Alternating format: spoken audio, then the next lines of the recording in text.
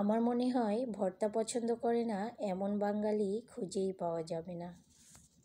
আমি তো অনেক বেশি ভর্তা লাভার। যে কোনো ধরনের ভর্তা খেতে আমার অনেক বেশি ভালো লাগে। সাথে যদি থাকে একটু ধোয়া ওঠা গরম ভাত তাহলে তো কোনো কথাই নেই। তো আজকে আমি এই ভর্তাটা কিভাবে তৈরি করলাম এবং কী দিয়ে তৈরি করছি পুরো ভিডিওটা দেখিয়ে দিচ্ছি। অবশ্যই আমার পুরো ভিডিওর সাথেই থাকবেন। আর আমার ভয়েসটা শুনে নিশ্চয়ই বুঝতে পারতেছেন যে আমার আসলে গলার কী অবস্থা। তো অবশ্যই আমার ভয়েসটা একটু ইগনোর করবেন। আসলে আমাদের রংপুর বিভাগে যে পরিমাণ ঠান্ডা, তো ঠান্ডা লাগার কারণে আমার একটুতেই গলার সমস্যা হয়, সাথে তো কাশি আছেই। তো যাই হোক, অবশ্যই আমার ভয়েসটা একটু ইগনোর করবেন। আজকে আমি যেহেতু ভর্তা করতেছি সিম ভর্তা, আর এখানে আমি সিম নিয়েছি 6 থেকে 7টা চ্যাপ্টা সিম। এই সিমগুলো দেখতেও সুন্দর এবং খেতেও অনেক বেশি মজা লাগে। তো আমি যে সিমের উপরে যে একটা আঁশ আছে, তো সেই আঁশটা হচ্ছে উঠিয়ে নিচ্ছি। এতে করে কিন্তু ভর্তাটা অনেক বেশি ভালো লাগবে খেতে। আর আঁশটা থাকলে কিন্তু একদম ভর্তাটা মিহি হবে না এবং খেতেও ভালো লাগবে না। তো আঁশগুলো ছাড়িয়ে এবার আমি হচ্ছে যে মাঝখান থেকে একটু সিমগুলোকে ভাগ করে নিলাম। দেন এখন পানি দিয়ে খুব ভালোভাবে ধুয়ে নেব। আমার বাসায় সিম নিয়ে আসা হলে সাধারণত হচ্ছে ভাজি এবং ভর্তাই খাওয়া হয়, ঝোল খাওয়া হয় না। ঝোল আমি একদমই পছন্দ করি না বলা যায়। তো যাই হোক, আমি এখানে সিমগুলোকে খুব ভালোভাবে পানি দিয়ে 2 থেকে 3 বার ধুয়ে নিয়েছি। ভালোভাবে ধুয়ে নেওয়ার পর আমি এখন হচ্ছে যে মানে যে ভর্তাতে যে ইনগ্রিডিয়েন্টসগুলো অ্যাড করব সেটাই হচ্ছে আপনাদের একটু দেখিয়ে দিচ্ছি। এখানে আমি ধনেপাতা নিয়েছি, দেন হচ্ছে পেঁয়াজ, শুকনো মরিচ।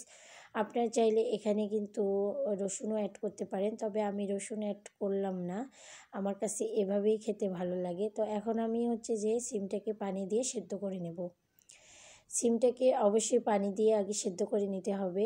আর এই সিমগুলো কিন্তু খুব তাড়াতাড়ি সেদ্ধ হয়ে যায়, আপনারা দেখলেই বুঝতে পারবেন। এখানে আমার 4 থেকে 5 মিনিট লাগছে সেদ্ধ হওয়ার জন্য। তো এই যে আমি একটা চাকু দিয়ে দেখতেছি যে সেদ্ধ হয়েছে কি না। তো দেখলাম যে সেদ্ধ হয়েছে। এবার আমি হচ্ছে যে সিমটাকে নামিয়ে নিব। সিমটাকে নামিয়ে আমি একই কড়াইয়ের মধ্যে দিয়ে দেব কতগুলো শুকনো মরিচ। শুকনো মরিচ এবং তেল দিয়ে খুব ভালোভাবে আমি ভেজে নেব। শুকনো মরিচগুলো ভাজা হয়ে গেলে আমি এর মধ্যে একই তেলে আমি দিয়ে দেব পেঁয়াজ কুচিগুলো। পেঁয়াজগুলোকেও আমি একটু হালকা লাল লাল করে ভেজে নিব।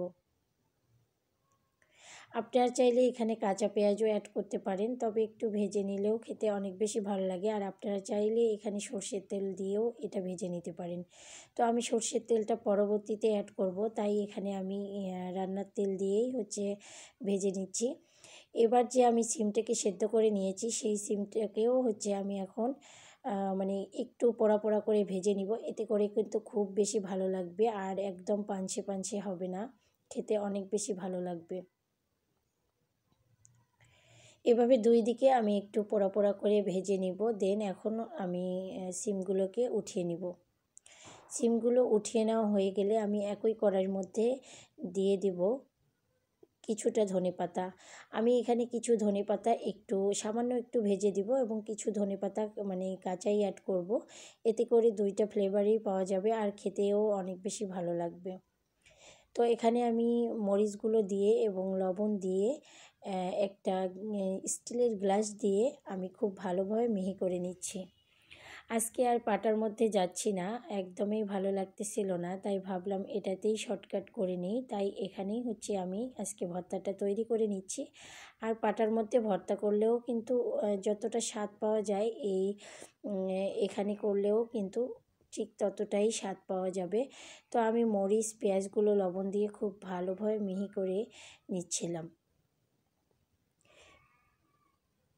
মিহি করে নেওয়া হয়ে গেলে আমি এর মধ্যে অ্যাড করে দিচ্ছি সিমগুলো।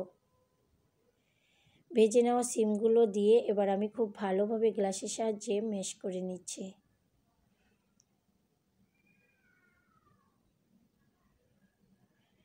বাটনার মধ্যে ভর্তা করলেও খেতে অনেক বেশি ভালো লাগে এবং পাটার মধ্যে ভর্তা করলেও খেতে অনেক বেশি ভালো লাগে। তো এবার আমি ধনেপাতা অ্যাড করে দিলাম। আমি যে কাঁচা ধনেপাতাটা রাখছিলাম তো সেটাই অ্যাড করে দিলাম। কাঁচা ধনেপাতাটা দেওয়ার পর আমি একটু গ্লাস দিয়ে মিহি করে নিলাম। দেন এখন আমি যে কড়াইয়ের মধ্যে ভেজে নিয়েছিলাম ধনেপাতাটা তো সেটাও অ্যাড করে দিলাম। এখানে আমি 2 রকম ধনেপাতা অ্যাড করলাম। আপনারা আপনাদের পছন্দ মতো নিতে পারেন। আমি যেভাবে করলাম সেভাবে করলে কিন্তু মানে টেস্টটা একটু বেড়েই যায়।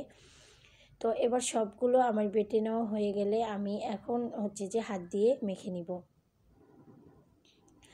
আর সবশেষে যে জিনিসটা অ্যাড করব সেটা তো আসলে না দিলে একদম ভর্তার কোনো মানে টেস্টে পাওয়া যাবে না, সেটা হচ্ছে সরষের তেল। বাঙালি মানেই সরষের তেল। তো যাই হোক আমি এখানে সরষের তেল দিয়ে খুব ভালোভাবে মেখে নিচ্ছি। মেখে নিয়ে এখন আমি এটা উঠিয়ে রাখবো। আর হচ্ছে যে এই পাটার মধ্যে আমি গরম গরম ভাত মেখে খেয়ে নিব। খেতে যে এতটা মজাদার ছিল আসলে না খেলে বুঝতেই পারতাম না। অবশ্যই আপনারা একদিন বাসায় ট্রাই করবেন। কী যে স্বাদ! এভাবে মানে বাটনার মধ্যে মেখে মেখে ভাত খেতে অনেক বেশি ভালো লাগছিল। তো এই যে ভর্তার ফাইনাল লুকটাও একটু আপনাদের দেখিয়ে দিলাম। তো আমার ভিডিওটি যদি আপনাদের ভালো লেগে থাকে তাহলে অবশ্যই একটা লাইক করে দিবেন। যারা ফেসবুক থেকে দেখছেন আমার পেজটিকে ফলো করবেন, যারা ইউটিউব থেকে দেখছেন আমার চ্যানেলটিকে সাবস্ক্রাইব